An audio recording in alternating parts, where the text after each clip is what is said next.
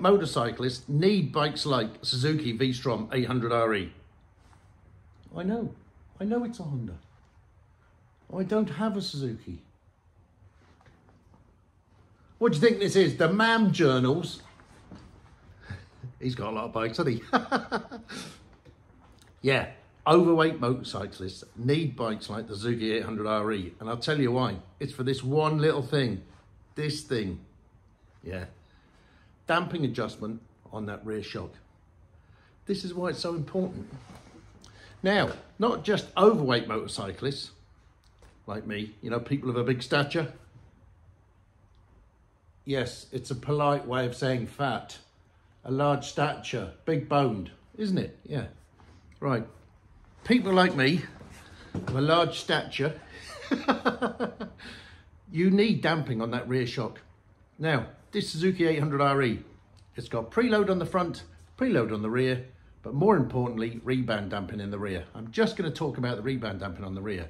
It's magic, absolutely magic. I've not ridden the bike, but I already know it works and I know exactly why it's there. If you're a portly or stout rider, or you like going 2 up or loaded with a load of luggage, top box panniers, a load of gear and camping gear and stuff, that little screw on the back end of that bike will make no end of a difference to your ride. Have you seen motorcycle vloggers and road testers talk about, or the bike gets a bit out of shape when you push on, or it gets a bit wallowy on the rear end and stuff like that? It's because they can't damp the rear end of that bike anymore. There's no rear damping on that bike.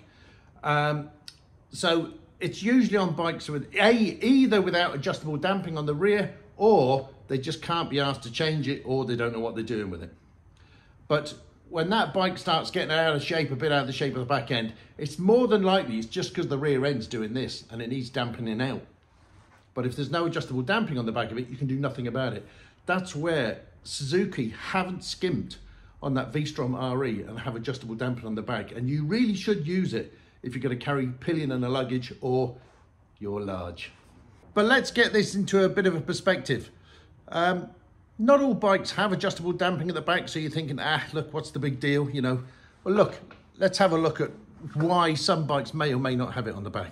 Let's have a look now at this. I test rode the BMW R18 100-year special.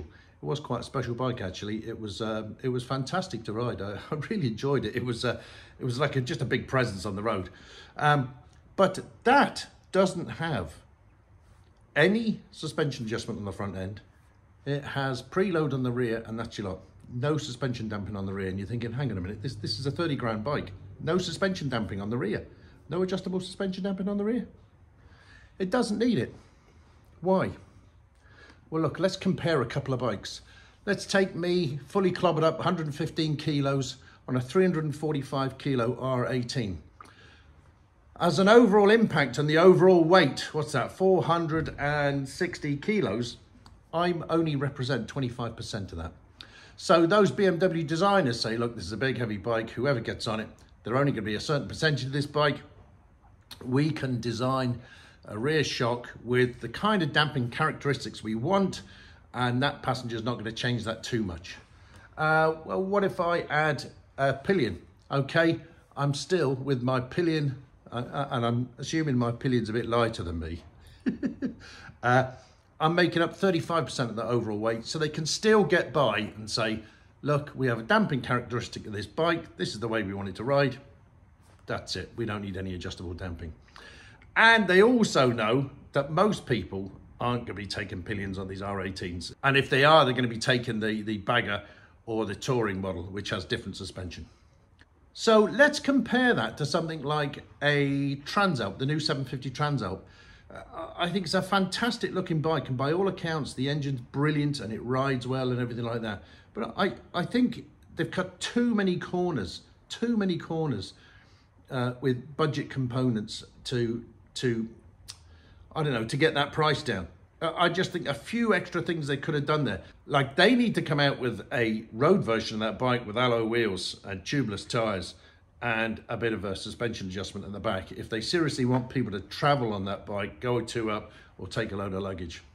Look at the impact we have here now. So now my 115 kilos on my 208 kilo Transalp, I make a bigger impact of a proportion. So I'm now 36% of that overall weight of that package. So now here's where, now there's a scope of damping on that bike, and it's got to deal with that. Okay, maybe it'll deal with that. Maybe it'll deal with that quite nicely. I take a pillion, so now I'm looking at 190 kilos on a 208 kilo bike. So I now represent 48% of the overall weight of that bike. I'm really taxing that rear shock. You know, the designers can't build this thing with like infinite, fantastic, super duper damping. You know, they just can't. Not with just a budget shock like that with no adjustment. So that's going to be super compromised. I would love to load that bike to the gunnels and ride it over a bouncy road and see what happens.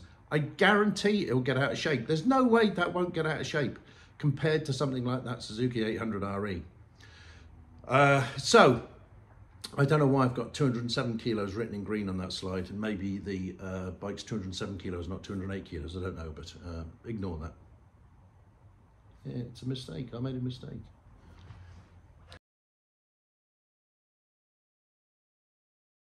So that's just me putting stuff into context. So now back to the 800 RE. It has 150 mm suspension travel front and rear. The rear is adjustable for rebound. The damping on the rear shock, fantastic, absolutely fantastic. It's that little screw. It probably only turns 1.5 turns, 2 turns max. But the turning of that screw will make a huge difference if you start loading this bike up. Immediately you start loading this bike up or taking the pillions, all you have to do, take your screwdriver, your flat blade screwdriver out of the toolkit, look at the damping and probably turn it in half, 3/4, maybe a full turn, read the manual. It's very hard to get Suzuki manuals online actually, very hard. It's a bit annoying actually. But it'll just take all that bounce out that rear end. It'll make such a difference. If you're going away on a week's tour, it'll make a massive difference to your ride. It'll stop this rear end doing all this. When I was doing a bit of research on this bike, I saw Bennett's Bike Social, great channel. I love those guys. They do some good stuff. They marked down the suspension as a con, but I think this is because they were, as opposed to, you know, pros and cons and all that sort of stuff, saying, oh, look, it was much less traveled than the DE, the off-road variant. Well, it's by design. It's a road bike or a bike that will do a bit of gravel. 150 mil is still a lot of suspension travel. But I think what they should have pointed out is but the fact that they've added that rear rebound damping will just make a massive difference. I wish they'd test more bikes 2-up or loaded with luggage and tents and a load of crap and find out how these bikes work in the real world. Yeah, 150 mil suspension is still an awful lot of travel. Most road bikes don't have 150 mil of travel. It's still generous travel. It's not a track bike, it's not an off-road bike, it's just a road bike. That's all the suspension travel it needs. That little screw is the icing on the cake for a heavy rider or anyone who likes to travel loaded, load of gear, load of luggage, or 2-up with pillion or anything like that. The heavy rider or the heavy loaded rider will really benefit from that one tiny screw. That's after you've adjusted the preload, of course. But the damping, don't waste it, use it. It'll make all the difference. Fantastic bike. It's the detail like that that would draw me to bikes like that. Brilliant.